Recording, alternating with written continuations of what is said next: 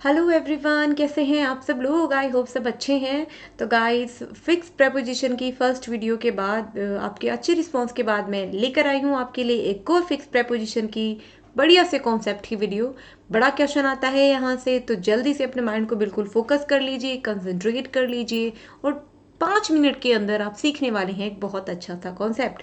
तो चलिए शुरू करते हैं। मैं कोमल आप सभी का वेलकम करती हूँ मेरे इंग्लिश वॉरियर्स के ऑनलाइन प्लेटफॉर्म पर, जहाँ हम सीखते हैं बेसिक टू एडवांस लेवल की इंग्लिश, चाहे स्पोकन हो चाहे कॉम्पिटेटिव। अगर आप इंग्लिश एक मज़ेदार तरीके से सीखना चाहते हैं, ईजी तरीके से सीखना चाहते हैं, तो मेरे चैनल को सब्सक्राइब और वीडियोज़ को लाइक और शेयर ज़रूर करें। तो चलिए शुरू करते हैं।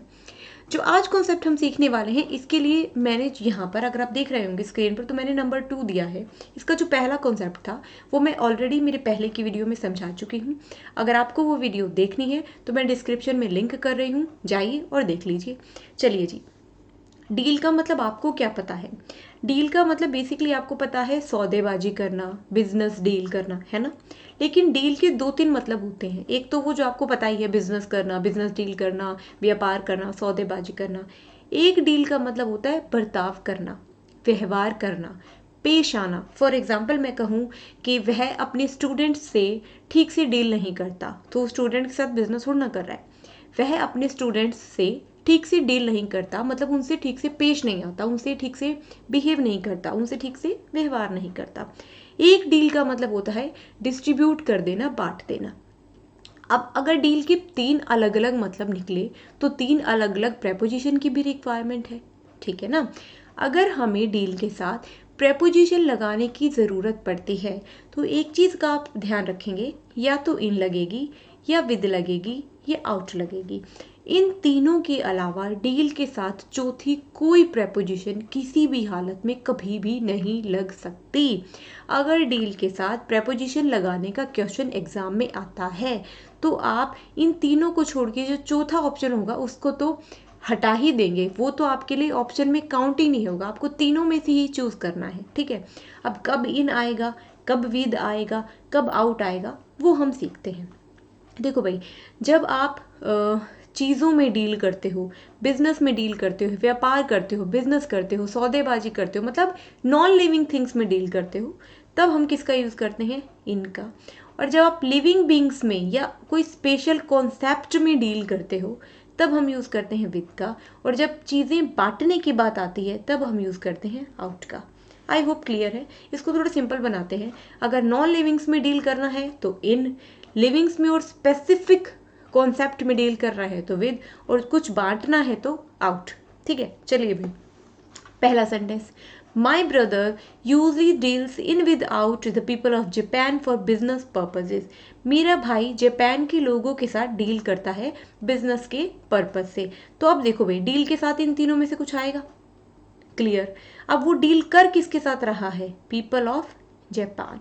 ये इन तीनों में से क्या है, गुड सर्विसेज है या लिविंग बींग है। ऑब्वियसली ये क्या है, जापान के लोग लिविंग बींग है, और लिविंग बींग के साथ क्या आएगा, विद। आपको डील के साथ जब प्रेपोजिशन लगाने की बात आती है ना, तो प्रेपोजिशन के बाद वाला शब्द देखो क्या है, लिविंग है, नॉन लिविंग है, ठीक है, उससे पता चलेगा। Next, you should start dealing in with out imported goods. Imported का मतलब आयात की हुई, जैसे कि मैं जापान से कोई चीज़ ऑर्डर कर रही हूँ, ठीक है, तो वो इम्पोर्ट होता है। और गुड्स का मतलब सामान, चीज़ें, वस्तुएं। तो मैं स्टार्ट कर देना चाहिए डील करना, किस में, इम्पोर्टेड गुड्स में।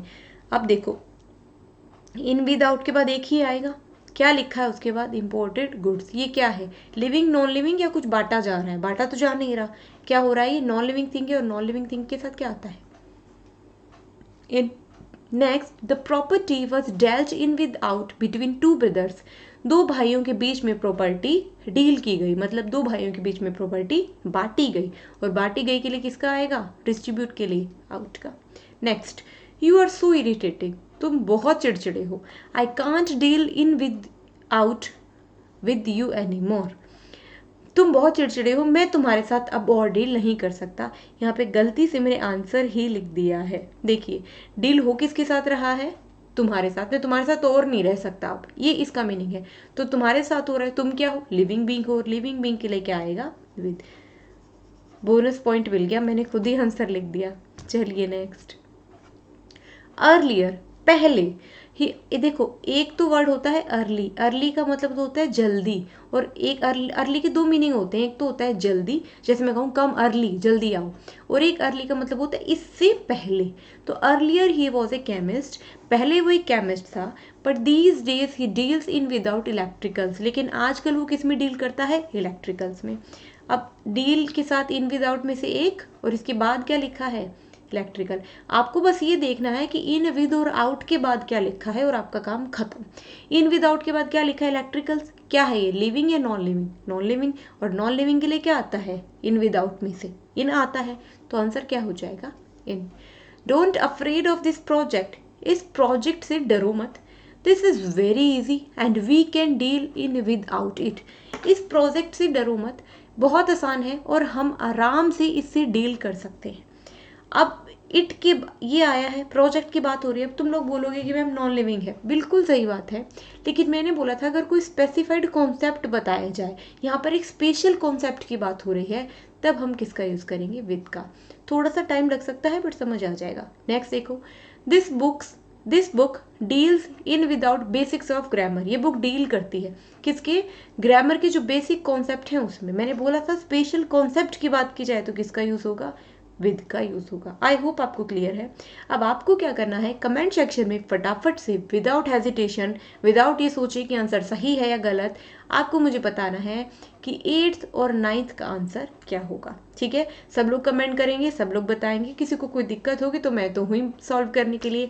तो आई होप आपको वीडियोस पसंद आई, देखते रहिए इसी तरीके से, वीडियोस को सराहते रहिए और मुझे बताइए कमेंट सेक्शन में कमेंट करके कि आप आगे क्या सीखना चाहते हैं। Thank you so much. Keep learning, keep sharing. Take care.